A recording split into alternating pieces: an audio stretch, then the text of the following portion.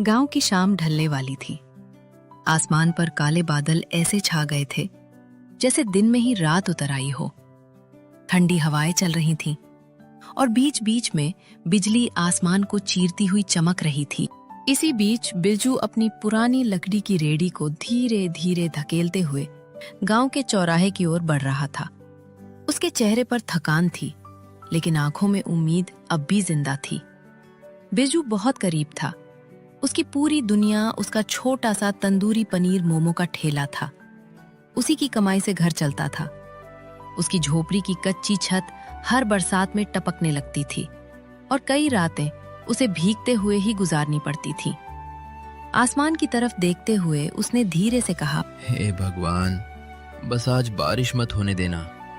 अगर आज मोमो नहीं बिके तो सारा पनीर, सब्जियां और तैयार की हुई स्टफिंग खराब हो जाएगी। घर में राशन भी खत्म है। सुमित्रा भी इसी उम्मीद में बैठी होगी कि आज कुछ पैसे लेकर जाऊंगा तो घर का चूल्हा जलेगा। जैसे ही बिरजू ने चौराहे पर अपना ठेला लगाया, अचानक मोटी मोटी बूंदें गिरने लगी। कुछ ही पलों में तेज मूसलाधार बारिश शुरू हो गई। चारों तरफ भगदड़ मच गई। दुकानदार अपने शटर बंद करके घर लौटने लगे। बिरजू ने जल्दी से एक पुरानी प्लास्टिक की चादर निकाली और अपने तंदूरी पनीर मोमो, पनीर की स्टफिंग और मसालों को सावधानी से ढक दिया। वो खुद पूरी तरह भीग रहा था, लेकिन उसे अपनी मेहनत की ज्यादा चिंता थी। पास से गुजरते एक बुजुर्ग ने कहा, अरे माधव, ये क्या कर रहा है? ऐसी तूफानी बारिश में कौन तेरे तंदूरी पनीर मोमो खाने आएगा? घर चला जा, वरना बीमार पड़ जाएगा। बिरजू मुस्कुराने की कोशिश करते हुए बोला, गरीब आदमी को बीमारी से ज्यादा भूख का डर लगता है। आज सुबह से एक भी प्लेट नहीं बिकी। अगर खाली हाथ घर गया तो सुमित्रा की आंखों में कैसे देखूंगा? बारिश और तेज हो गई। बिरजू एक पेड़ के नीचे खड़ा होकर आसमान की तरफ देखने लगा। उसकी आंखों में आंसू थे और दिल में डर। धीरे धीरे रात के 8 बज गए। बारिश थोड़ी कम हुई, लेकिन पूरा चौराहा सुनसान पड़ा था। बिरजू ने गहरी सांस ली। लगता है भगवान की यही मर्जी है। अब घर लौट जाना चाहिए। वो अपना सामान समेट ही रहा था कि तभी एक बड़ी एसयूवी कीचड़ उछालती हुई उसके ठेले के सामने आकर रुकी। दरवाजा खुला। एक सज्जन बाहर निकले और बोले, भाई, कुछ खाने को मिलेगा? आगे सड़क बंद है। हम लोग कई घंटों से फंसे हुए हैं और बहुत तेज भूख लगी है। बिरजू के चेहरे पर महीनों बाद जैसी मुस्कान लौट आई। जी साहब, तंदूरी पनीर मोमो बिल्कुल तैयार हैं। बस 2 मिनट तंदूर में स्मोकी रोस्ट करके गर्मा गर्म प्लेट देता हूँ। तो जल्दी करो भाई, इस ठंड में गरम गरम तंदूरी मोमो मिल जाए तो मजा आ जाए। बिरजू ने प्लेट में गर्मा गर्म मोमो सजाए। ऊपर से अपनी स्पेशल सॉस, हरी चटनी और थोड़ा चाट मसाला डालकर मुस्कुराते हुए कहा, लीजिए साहब, गर्मा गर्म तंदूरी पनीर मोमो। एसयूवी में बैठे बाकी लोग भी खुशबू से खिंचे चले आए। पहला निवाला खाते ही साहब की आंखें चमक उठी।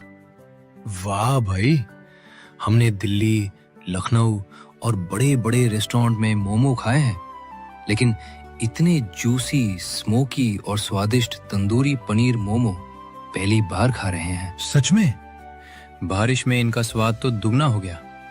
भाई, 2 प्लेट और लगा दो। बिरजू की मेहनत आखिर रंग लाई। सभी ने भर पेट तंदूरी पनीर मोमो खाए। जब पैसे देने की बारी आई तो साहब ने मुस्कुराकर बिरजू के हाथ में 2000 रुपए का नोट रख दिया। बिरजू घबरा गया।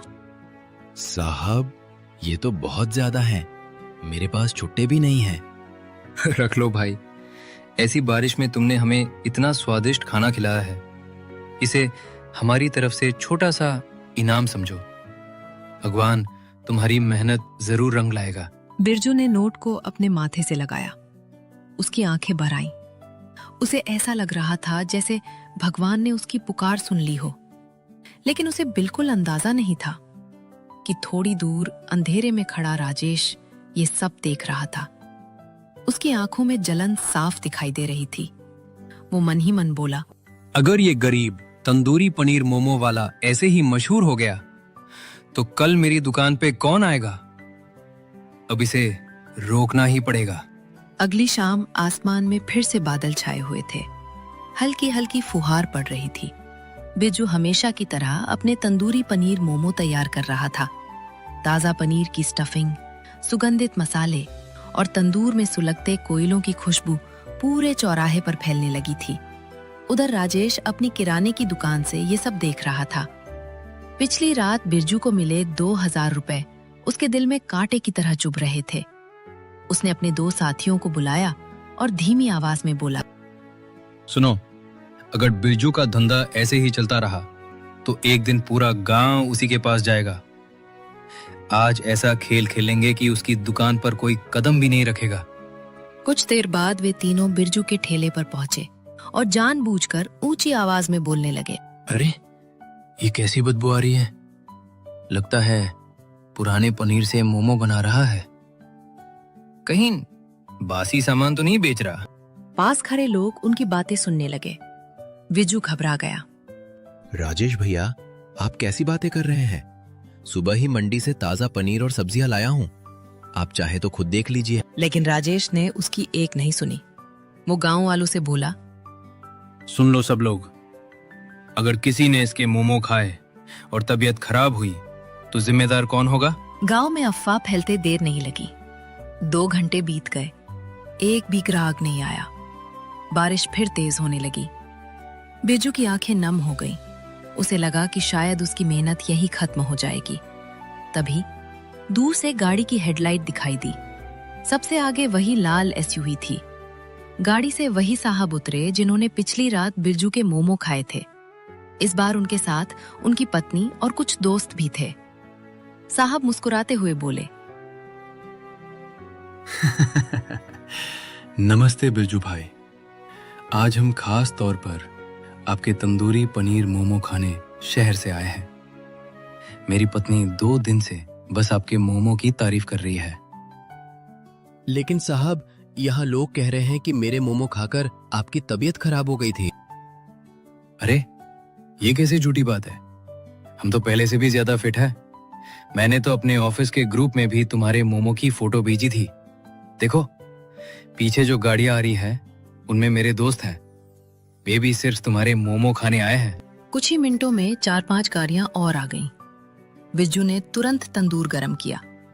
कोयलों पर सिकते मोमो की खुशबू पूरे बाजार में फैल गई। तंदूरी मसाले की महक ऐसी थी कि गांव के जो लोग अफवाह सुनकर लौट गए थे, वे भी वापस आने लगे। तभी गांव के एक बुजुर्ग आगे आए। उन्होंने शर्मिंदा होकर कहा, बेटा बिरजू, हमें माफ कर देना। हम राजेश की बातों में आ गए थे। अब हमें भी 2 प्लेट तंदूरी पनीर मोमो खिलाओ। काका, आप मेरे बड़े हैं, माफी मत मांगिए। आइए, आज मैं अपने हाथों से आपको सबसे बढ़िया मोमो खिलाता हूँ। उस रात बिरजू का एक भी मोमो नहीं बचा। सारा सामान बिक गया। लोग उसकी तारीफ करते नहीं थक रहे थे। दूसरी तरफ राजेश चुपचाप वहां से निकल गया। उसकी पहली चाल पूरी तरह नाकाम हो चुकी थी और दोनों की मेहनत धीरे धीरे रंग लाने लगी। लेकिन उसी रात जब बिरजू घर पहुंचा तो उसने देखा कि बारिश का पानी फिर से झोपड़ी की छत से टपक रहा था। सुमित्रा बर्तनों में पानी भरने से बचाने की कोशिश कर रही थी। पूरी रात दोनों सो नहीं पाए। सुमित्रा, अब बहुत हो गया। भगवान ने मेहनत का फल देना शुरू कर दिया है। अब मैं ठेले से आगे बढ़ना चाहता हूँ। मैं गांव के चौराहे पर एक छोटी सी दुकान किराए पर लूंगा। बारिश हो या धूप, अब हमारा काम कभी नहीं रुकेगा। अगले दिन वो सरपंच के पास पहुंचा। सरपंच पहले से ही उसकी ईमानदारी और मेहनत से प्रभावित थे। उन्होंने चौराहे के पास एक पुरानी दुकान किराए पर दिलवा दी। बिरजू ने दिन रात मेहनत करके उस दुकान की सफाई की, दीवारों पर नया रंग कराया। उद्घाटन वाले दिन पूरा गांव बुलाया गया। बिरजू ने सोचा, पुरानी बातें भूलकर राजेश को भी बुलाना चाहिए। शायद उसके मन की कड़वाहट खत्म हो जाए। राजेश भाई, आज मेरी दुकान का उद्घाटन है, आप जरूर आइए। आपके आने से मुझे बहुत खुशी होगी। 2 दिन क्या, शहर वाले आ गए। खुद को बड़ा व्यापारी समझने लगा। मैं तेरी दुकान पे कभी नहीं आऊंगा। कोई बात नहीं भाई, मेरा निमंत्रण हमेशा रहेगा। बिरजू तंदूरी पनीर मोमो सेंटर के उद्घाटन वाले दिन दुकान पर ग्राहकों की लंबी लाइन लगी थी। दूर खड़ा राजेश ये सब देखकर जल उठा। उसने कुछ लड़कों को पैसे देकर कहा, जाओ दुकान में हंगामा करो, किसी भी तरह इसकी बदनामी कर दो। कुछ ही देर में लड़के दुकान पर पहुंचे। अरे इन मोमो में कंकर हैं, ये लोगों को बीमार करेगा। तभी भीड़ में से एक शहर वाला ग्राहक आगे आया। झूठ बोल रहे हो तुम लोग। कल ही मैं अपने परिवार के साथ यहाँ खा कर गया था। ऐसे स्वादिष्ट और साफ सुथरे मोमो मैंने कहीं नहीं खाए। इतने में एक लड़का डर गया और सच बोल बैठा। हमें राजेश ने पैसे देकर भेजा था। भीड़ गुस्से से राजेश की तरफ देखने लगी। राजेश चुपचाप वहां से भाग गया। कुछ महीनों बाद बिरजू के मोमो पूरे इलाके में मशहूर हो गए। हाईवे पर उसका नया रेस्टोरेंट खुला, बिरजू के असली तंदूरी पनीर मोमो। लेकिन राजेश का लालच उसे ले डूबा। उसने भी मोमो बेचना शुरू किया, मगर सस्ता और बासी सामान इस्तेमाल किया। कुछ ही दिनों में उसकी दुकान बंद हो गई। एक दिन राजेश रोता हुआ बिरजू के पास आया। बिरजू, मुझे माफ कर दो, मैंने तुम्हारा बहुत बुरा चाहा। गलती हर इंसान से होती है। अगर सच में बदलना चाहते हो तो कल से मेरे साथ काम शुरू कर दो। राजेश की आंखों में आंसू आ गए। आज समझ आया, मेहनत का कोई शॉर्टकट नहीं होता। सीख, ईमानदारी और मेहनत से मिली जीत सबसे बड़ी होती है, और माफ करने वाला इंसान ही असली विजेता कहलाता है।